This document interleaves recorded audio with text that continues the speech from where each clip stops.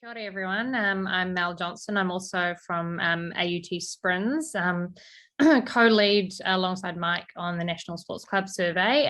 So I'll take you through some of the Auckland region specific insights over the next couple of slides, and then we can have a bit of a discussion.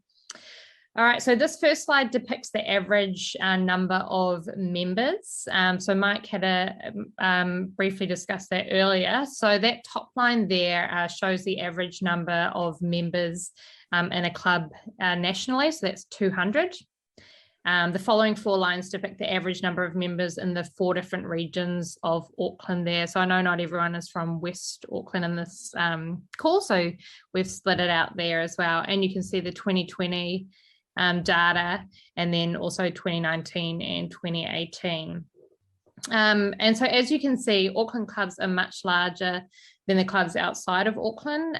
In particular, clubs in Auckland Central and East have the largest clubs than clubs in other areas, both in Auckland and nationally. So they have on average the largest clubs there.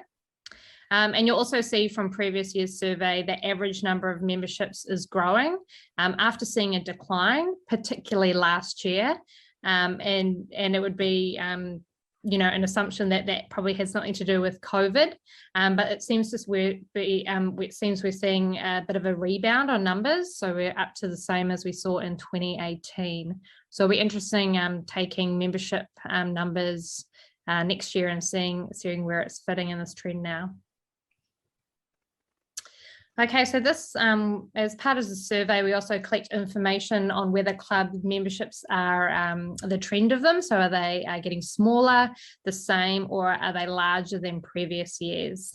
Similar layout there in terms of the national average and then the Auckland regions. So as you can see, Auckland clubs are generally doing better than the rest of the country. More Auckland clubs are growing as well than the national average.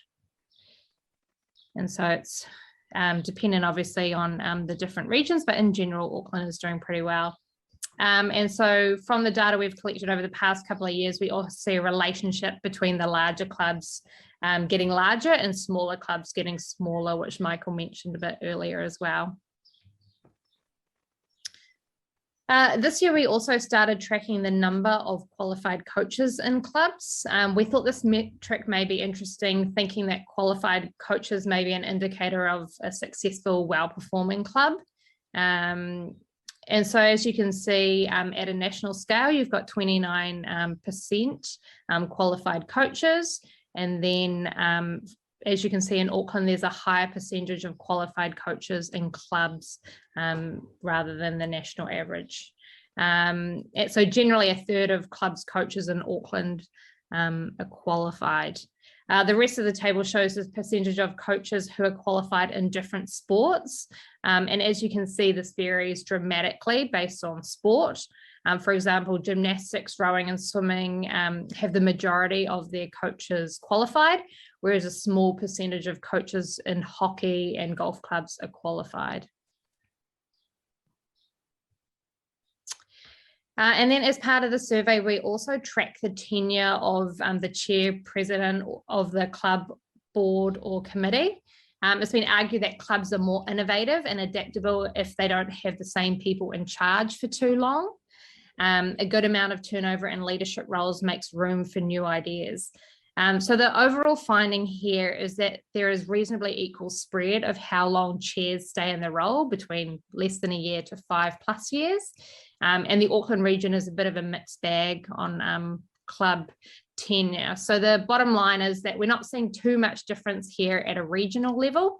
However, that might be a bit different at a sport level. The nature of the data is that it can be tricky looking at this club tenure by sport, but we're looking at this going a little bit deeper into this in the future. However, to give you a bit of an indication of what sport-related differences we're seeing, you can see cricket clubs there report on average 66% of their chairs, presidents have been on the board for more than 5 or plus more years. So not much turnover in community cricket chairs or presidents.